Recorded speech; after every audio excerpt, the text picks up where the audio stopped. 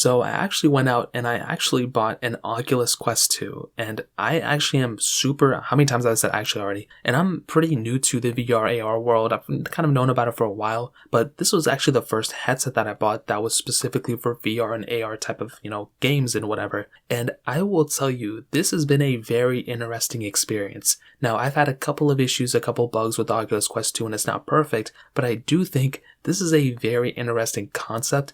And I'm actually really happy about this specific, headset, and thinking about the future with VR and AR, and even seeing the features that, Oculus brought last year. It's very interesting to kind of use something like this in this day and age. Now, if you want to buy an Oculus Quest 2, I'll leave links in the description exactly where I bought it from Amazon. If you want to get it from there, you can help support the channel at the same time. Now, looking on the outside of an Oculus, it's kind of an interesting setup. So on the front, if you're looking at it head on, it's pretty much just this white layout. I mean, it just looks like, goggles in a way. The whole entire thing is based off goggles. Now, you have cameras and microphones around the whole entire front and the sides of this thing. On the bottom, you have the volume that you can kind of mess with. You have the power button, headphone jack, and a charging port on one side and the other side. So you can go ahead and power this thing on, and that's really it. There's not a whole lot of other buttons on this thing, which is really nice. I would hate to keep clicking on things on the goggles to kind of interact with it. Now, you do have this strap that you can kind of adjust, and that was kind of a learning process. I wasn't really too sure what was going on there, but you do actually have that, which is really nice to kind of adjust. Hopefully they can improve that throughout the next couple of iterations.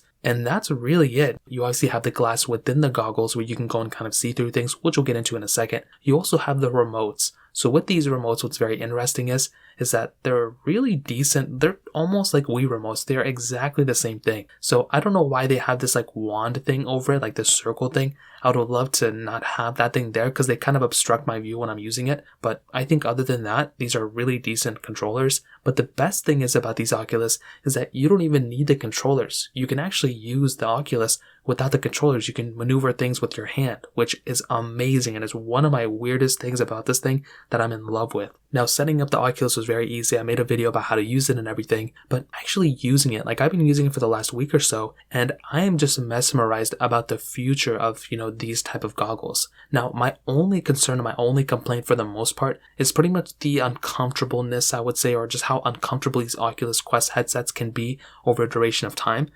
For someone like me, I don't know if it's the shape of my head or something. I think I have a normal size head or something. I don't know. But when you have these Oculus headsets over your eyes, it can be kind of awkward. And sometimes your hair gets tangled in the headset as well. And it is kind of annoying. I wish there was a way we could just put these things on like glasses. And maybe that's where the technology is headed. So maybe something like that. But I totally understand now because the technology isn't really that great anymore, because that technology isn't that great yet, but it will get better throughout time, hopefully. Now, when you put these things on and you're actually maneuvering through the UI, I mean, there are so many features built into an Oculus that it can really do anything you want. You can play a ton of games. You can, I guess, do some fitness stuff, which I probably wouldn't recommend doing the fitness stuff with these goggles, to be honest. Mostly because, in my opinion, when I'm standing up with my Oculus, I get super, sometimes I can't tell with my surroundings. And even if there's nothing there, sometimes, a dog can walk by and you might accidentally, bump into it or something like that. Something random things can happen. People can walk by and stuff. So I'd pretty much always recommend being stationary and sitting down when you're using an Oculus. But when I'm actually using it, the games and the capability behind this thing are crazy. There's a ton of multiplayer games you can play with this thing. Beat Saber is a game that's very popular on these things as well, and that's actually very, very interesting. However, one of the things that I've been doing on my Oculus, which is actually very, very interesting, is with the web browser.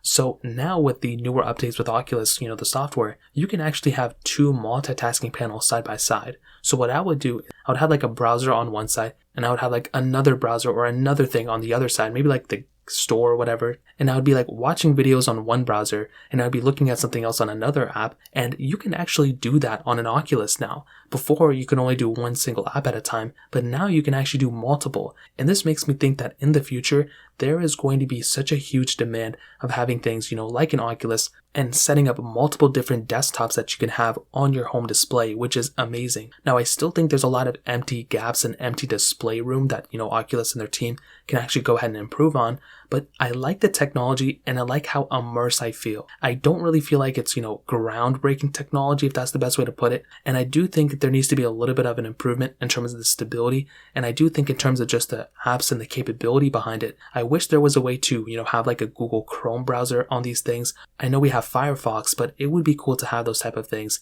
But I do think as time progresses, as far as I know, these things are kind of based on Android, but as time progresses, I kind of feel like a lot of people are going to start developing applications for these types of headsets. And maybe it won't be Oculus, maybe it'll be a different company who taps into it. But having like an app store or a Google Play Store of VR applications for any headset, if Amazon makes one, if Apple makes one, I hope there's some sort of, universal, app store that people can use from, so developers can make apps for all these headsets rather than just one. Imagine if there was a separate app store for Samsung and a separate app store for OnePlus and a separate app store. I mean, right now we have Android and iOS, but even that is kind of annoying, to be honest, sometimes. So that's my only other concern. After using it for about an hour, it does kind of get tedious because it is a little heavy. So that's one thing to keep in mind. The battery life also isn't that great in my opinion. It always seems like I have to worry about the headset dying every so often. So that's another thing that's going to come, with the newer additions and newer software updates, is that these type of headsets are going to get improved throughout time. But as of right now,